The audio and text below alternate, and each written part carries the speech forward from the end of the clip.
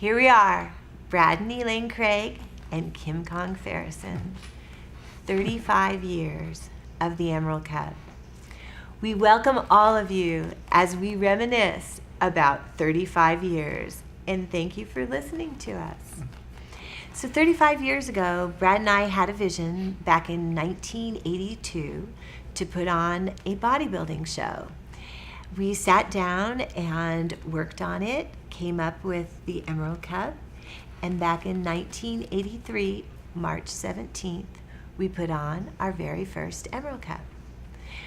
Both Brad and I, for 35 years, have been to each Emerald Cup, and our friend and wonderful best MC in the world, Kim Kong Farrison, have been a part of this show for 35 years. I was only 5 years old when I started. But go ahead. We had to get a special podium for him. Yeah, I had to. At Toys R Us. And Kim's been in different capacities, and he's going to talk. So anyway, that was my little intro for it. But we're going to sit back and talk informally about the show. About 35 years, a lot of things that we remember within 35 years that have gone on with the show. And it's exciting to be a part of this, to be a part of something for 35 years. It really is, Elaine. I'll tell you what, 35 years and some of the things that come to my mind, believe this or not, is the evolution of the Cup. How we started out, Everett Civic Auditorium. You guys remember, went to what, Auburn High School? Oh, it actually started at the Everett Civic Auditorium. Correct. That held 1,561 people, but we outgrew that one, and we did have to have it in Auburn one year just because we had a conflict with the scheduling. But we had it in Everett through 1987. In 1988, we moved to the Fifth Avenue Theater, and also downtown Paramount, Seattle. you had it as well there. We were at the Fifth Avenue for a few years, then we moved to the Paramount Theater. We left the Paramount Theater in 1994. That was our last year there. Then we went to the Maidenbauer Center in Bellevue, and we did go back one year in 1998 to the Paramount Theater because we had another scheduling conflict. And so we've been at the Maidenbauer Center more than anywhere. We were at the Maidenbauer Center. I believe it was 16 or 17 years. And the exciting thing about the Maidenbauer Center was before the Maidenbauer Center, we were at the Paramount, and they decided to renovate the Paramount. We had no place to go. We were driving home from the airport, and we were thinking, where are we going to hold the Emerald Cup? And as we're coming up 405, we're heading north, we look over to the right to us, and here's this big sign, and it says Maidenbauer Center. And we're like, sign from him. Exactly, it was. Okay. We're like, look at this, what is this? Right. And there it was with history. We went over to the Maidenbauer Center. Brad walked in. He was actually the one who looked at it. It's this big convention center, a big box, and he goes, I could put the show on here. And that was it. Actually, it was perfect because we ran out of vendor space at the Paramount Theater. We were selling out the Paramount Theater every year, and it's sat a little over 3,000 people.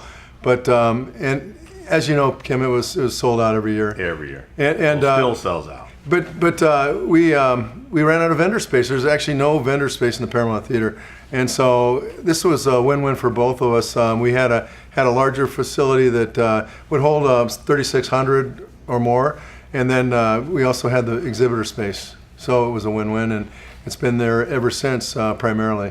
I know. Who would think that the Seattle area could handle a 3,000 people, one of the largest bodybuilding shows in the country, right here up in the Northwest in Seattle? Well, you guys have been a big part of that. I don't know if the crowd out there really knows that or understands that, but Brad and Elaine have been such a huge part of everything that happens here in the bodybuilding community in the Northwest area.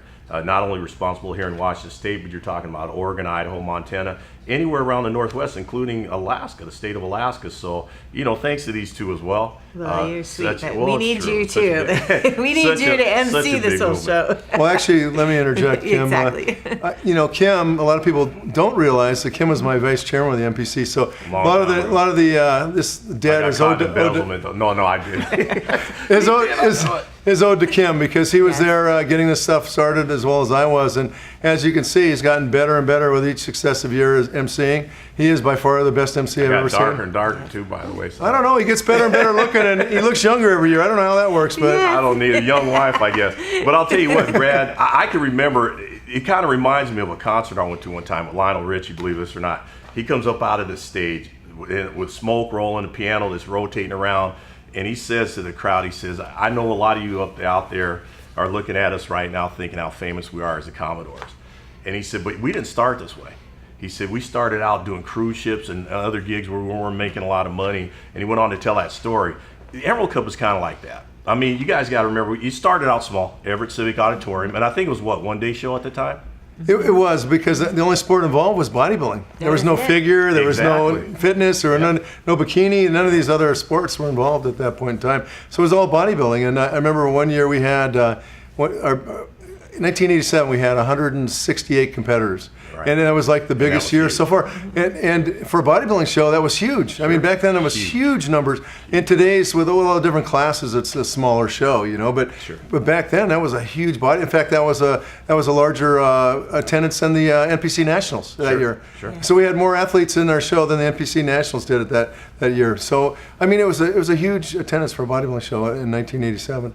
And so it grew successfully over the years. But Kim, we knew we were going to need to outgrow that theater, because we were selling the show out at the Everett Civic Auditorium 2 months before the show. Right. I mean, we had people calling a month before offering $300 for a ticket. And Kim, you competed. Really? Yeah. And you've competed in the Emerald Cup too. Long time. I don't even remember that. Oh, come on. He's an overall champion in 1985. Kim Farrison. I tell you, Brad's memory, this is why Brad was probably a great detective as well, right? I confess I did it, Brad. It was 1985. Yeah. Exactly. Now, Kim, how many times did you enter before you won the overall? One time. I actually entered 1984. I think it was 84, 83 even. I might have skipped a year. But I took fourth. And at that time, guys got to remember, it wasn't the light heavyweight, the light heavyweight, and super heavyweight. It was one class. Your light heavyweights, and super heavies, if people remember at that time, was just one group. No, actually we had a light heavy and heavy, but we didn't have no super. There's no super heavy. That's the one we were missing. So anyway, there was a lot of guys, a lot different than now. I mean, some of your competitors now are a lot bigger. Because as evolution goes, people are just growing a little bit bigger. Absolutely. But it was very competitive. I can remember a couple of shows, and maybe not necessarily even the Emerald Cup, but where you'd have 60 people in one weight class. Oh, yeah, the Emerald Cup was... and the Emerald Cup was a lot bigger than that. And one thing about the Emerald Cup, it's always been competitive. Yeah. It has always been competitive. Always. And when you were competing, Kim, that was probably some of the most competitive times of all. Very the mid-'80s, late 80s, that was the most... Joe Dawson, Mike Harris. I mean, we can go down like Khalil.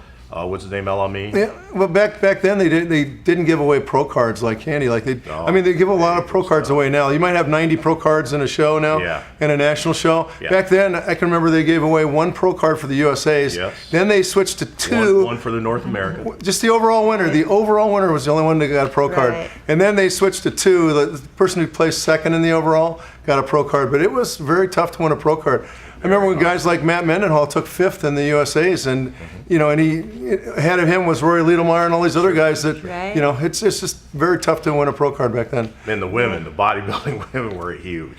Oh, they got bigger and bigger, and that's what kind of killed the sport. Bodybuilding is our roots, and it's so exciting that through bodybuilding we were able to come out with fitness and then figure and bikini too. So it's been really exciting to see all that, see that evolution. It does. There's something for everyone. I think there's a class for everyone. Yeah. Not everybody wants to be as big as a bodybuilder. The men's physique is an awesome alternative for that.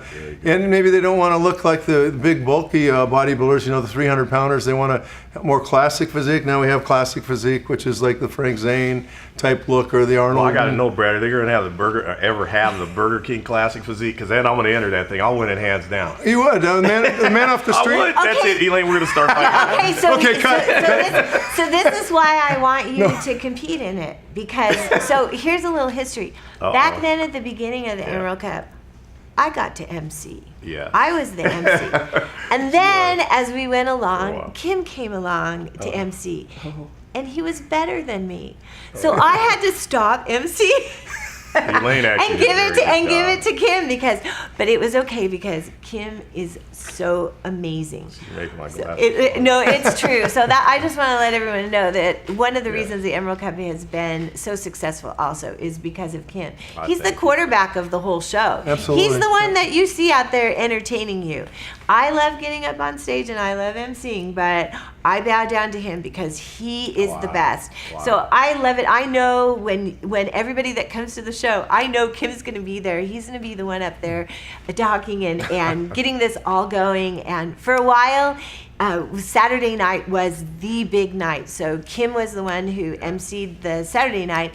And then on Friday nights, we had women's night. And so I was able to MC on Friday nights. But now that the show has grown even more and we've added classic physique all onto the show, I know that I'm just not as good as he is. So I bow down to him. And so now Kim's doing both Friday and I'm Saturday. sure she's looking and at I'm Brad so like glad. this, going like this. No, not at all. No, Trust me. she's always said that. Trust She's me. always said that. And I tell you what, you guys, I got to thank you because, one of the highlights of my career, happened this year. In fact, to be able to, as an entertainer, not as a bodybuilder or anything else, but looking at it from an entertainer's eyes, to be able to go to the Grand Ole Opry and perform the first guy ever to ever MC a bodybuilding that's show awesome. there.